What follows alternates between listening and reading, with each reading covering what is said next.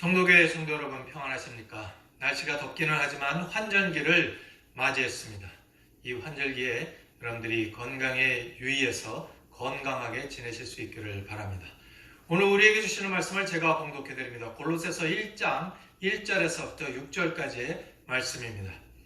하나님의 뜻으로 말미암아 그리스도 예수의 사도된 바울과 형제 디모데는 골로새에 있는 성도들 곧 그리스도 안에서 신실한 형제들에게 편지하노니 우리 아버지 하나님으로부터 은혜와 평강이 너희에게 있을지어다. 우리가 너희를 위하여 기도할 때마다 하나님 곧 우리 주 예수 그리스도의 아버지께 감사하노라. 이는 그리스도 예수 안에 너희의 믿음과 모든 성도에 대한 사랑을 들으며 너희를 위하여 하늘에 쌓아둔 소망을 인함이니 곧 너희가 전에 복음 진리의 말씀을 들은 것이라. 이 복음이 이미 너희에게 이름에 너희가 듣고 참으로 하나님의 은혜를 깨달은 날부터 너희 중에서와 같이 또한 온 천하에서도 열매를 맺어 자라는도다. 아멘. 요즘 세계가 코로나 바이러스로 많은 어려움을 겪고 있습니다. 코로나 바이러스가 발생한 지 1년 가까이 됐지만 아직도 많은 사람들이 두려움에 떨고 있습니다. 전 세계적으로 이렇게 일시적으로 한꺼번에 바이러스 때문에 인류가 두려워했던 적이 있을까 생각될 정도로 많은 사람들이 고통을 겪고 있습니다. 특히 이 코로나 바이러스가 두려운 것은 언제 어디서 어떻게 그리고 누구로부터 감염될지를 모르기 때문입니다.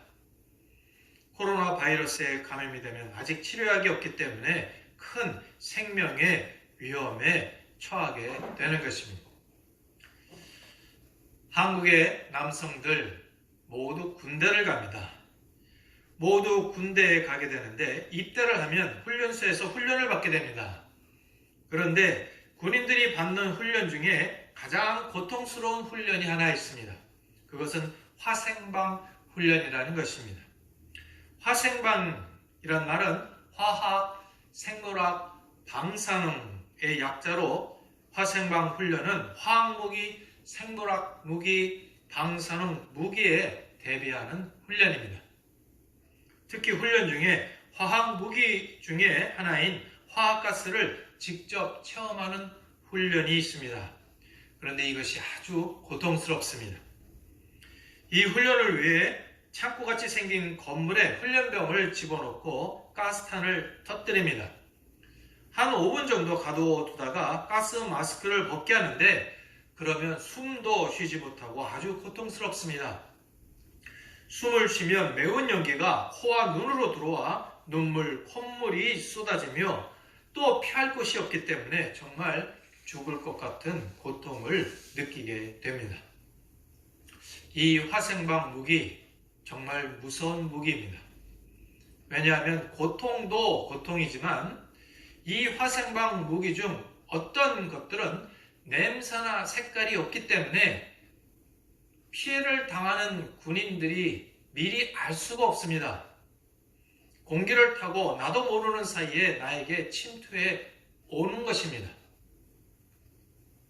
그리고 생물학 무기가 또 있는데 그 생물학 무기의 세균에 감염되면 온 피부에 물집이 생기고 목을 조르는 것 같은 통증을 일으키고 또 호흡을 할 수가 없습니다.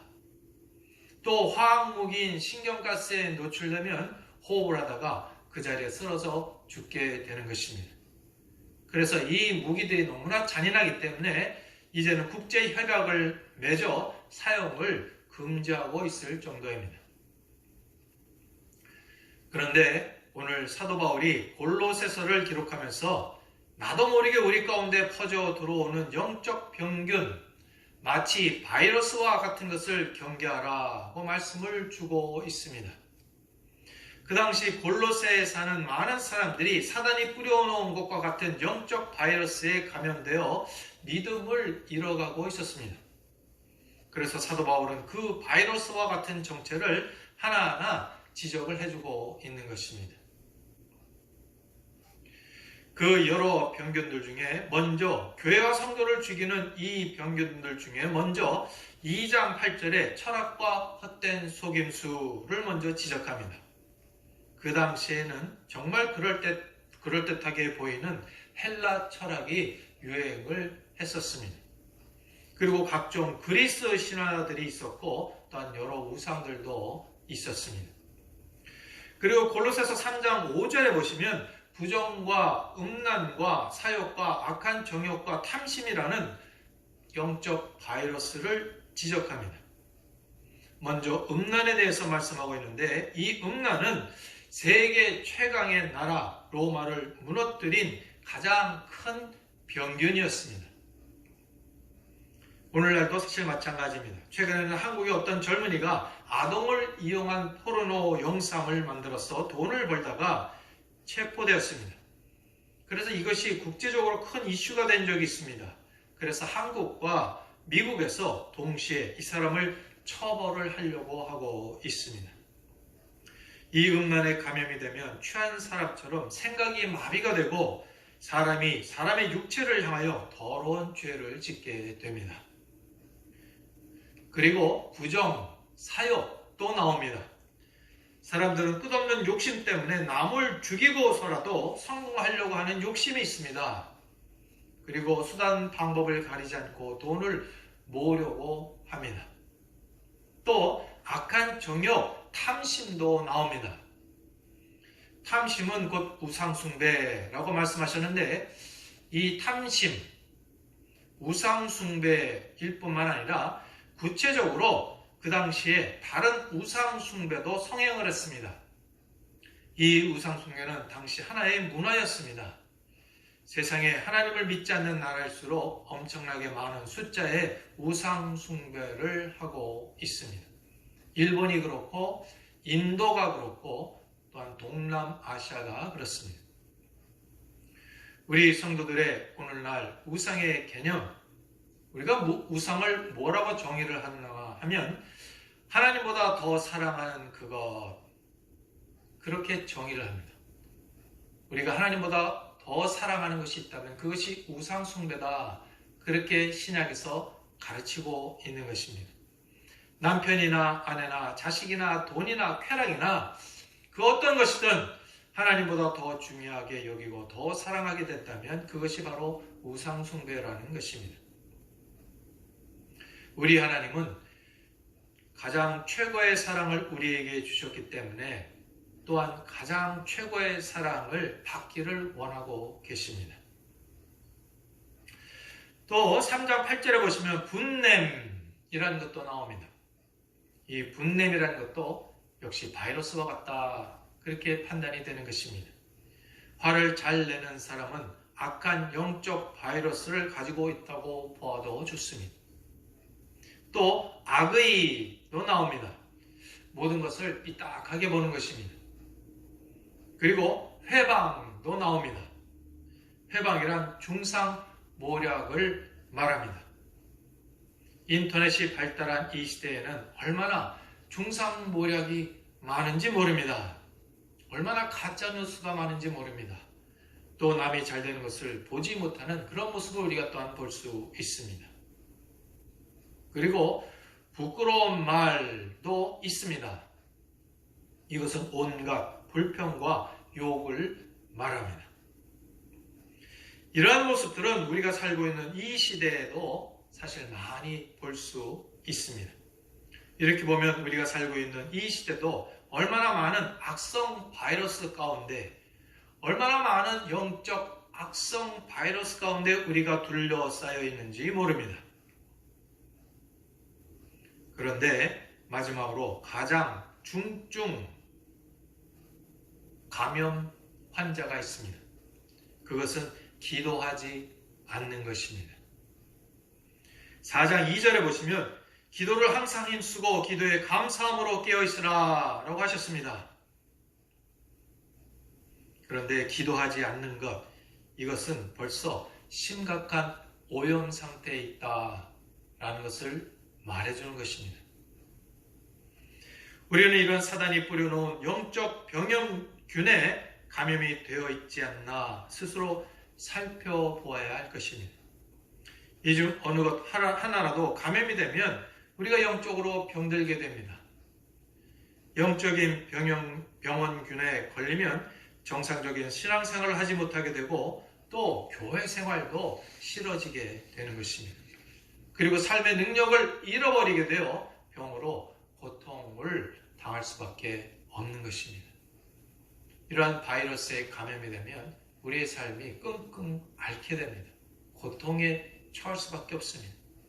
그리고 본인만 앓을 뿐 아니라 이 병을 또한 다른 사람에게 옮기는 것입니다. 그래서 이런 병에 걸리지 않으려면 백신을 맞아야 하고 또한 영적 면역력이 있어야 합니다. 그런데 이러한 바이러스에 이겨낼 수 있는 최고의 백신과 치료제가 있습니다. 그 치료제는 바로 예수 그리스도입니다. 오늘 읽은 골로새서의 핵심이 바로 예수 그리스도 안에서 in Christ입니다. 영적 바이러스를 이겨낼 수 있는 최고의 백신과 치료제는 예수 그리스도인 것입니다. 이 시간 한번 따라하겠습니다. 영적 바이러스를 이겨낼 수 있는 최고의 백신과 치료제는 예수 그리스도이다.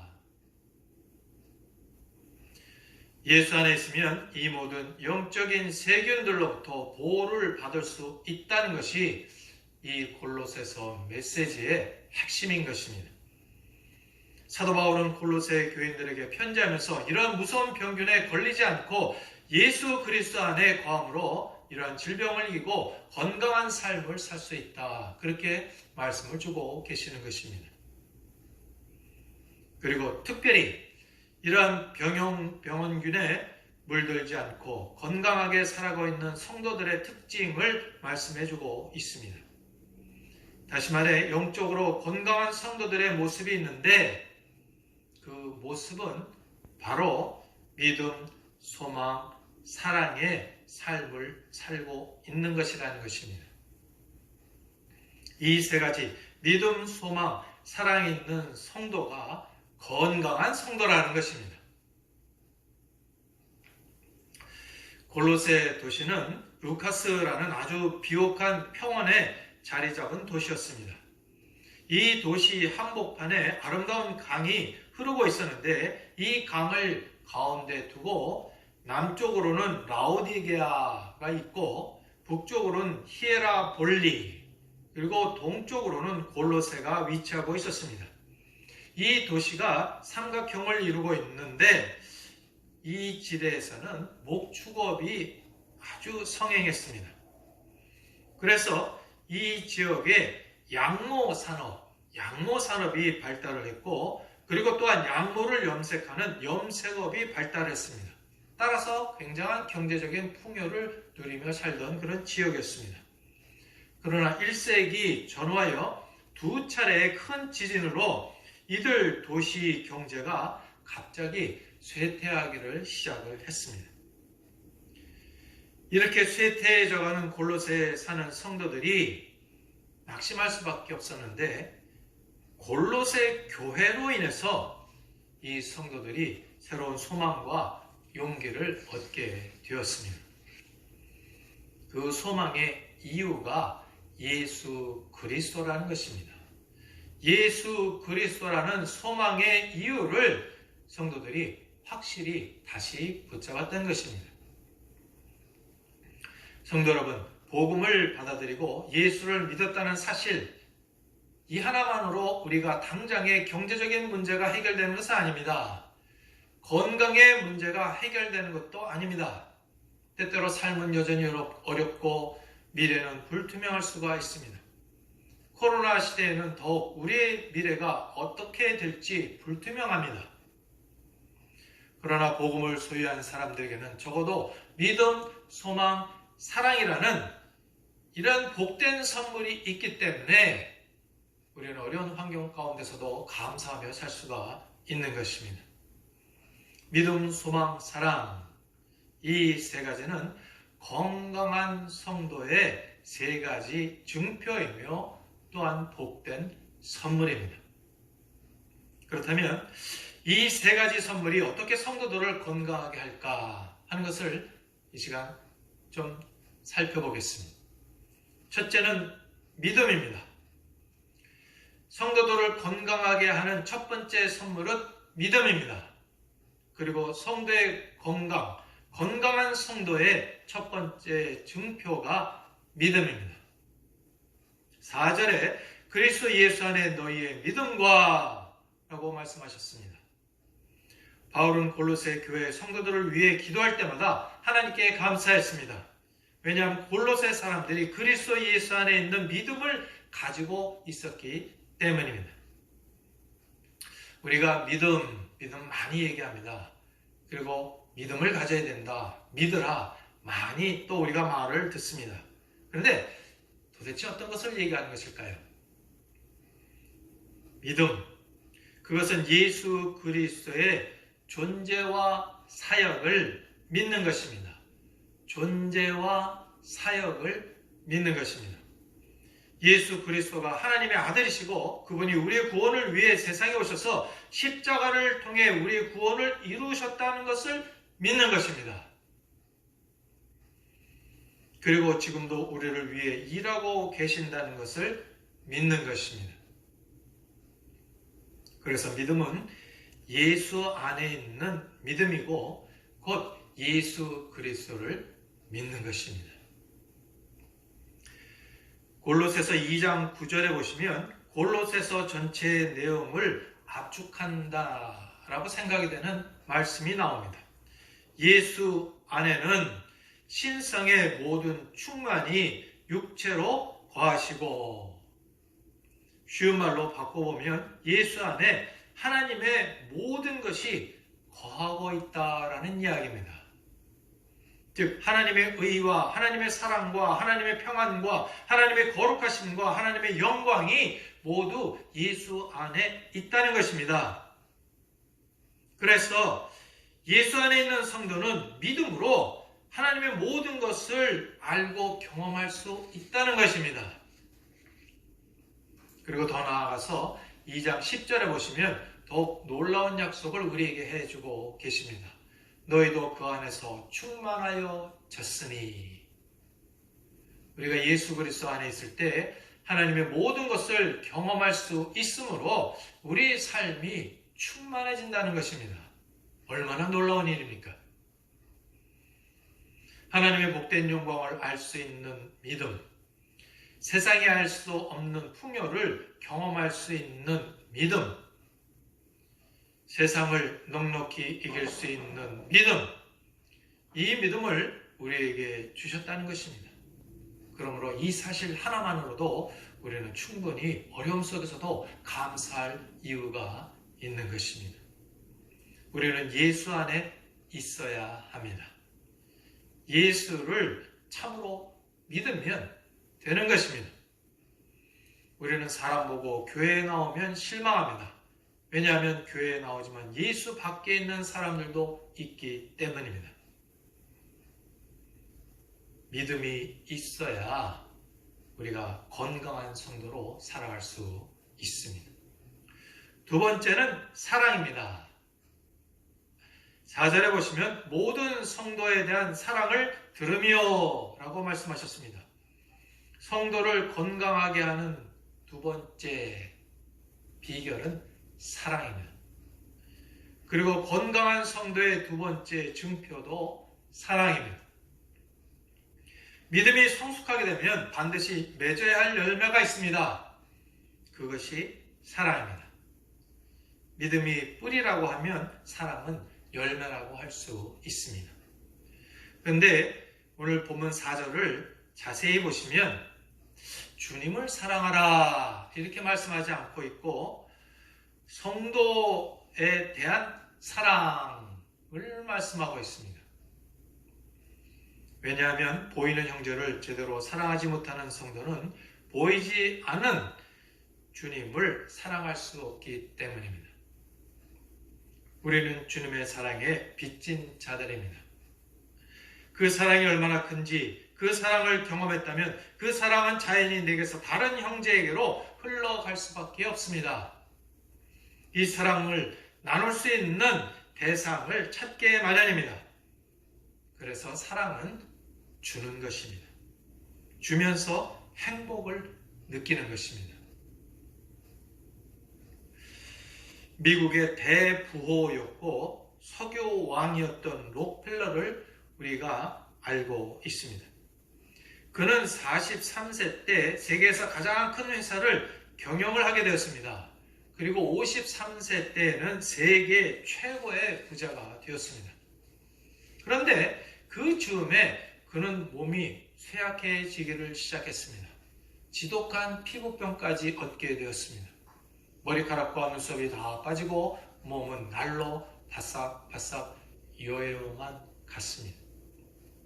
그 당시 일주일에 몇백만 달러씩 벌어들이는 그의 수입도 그에게는 아무런 위안이 되지 못했습니다.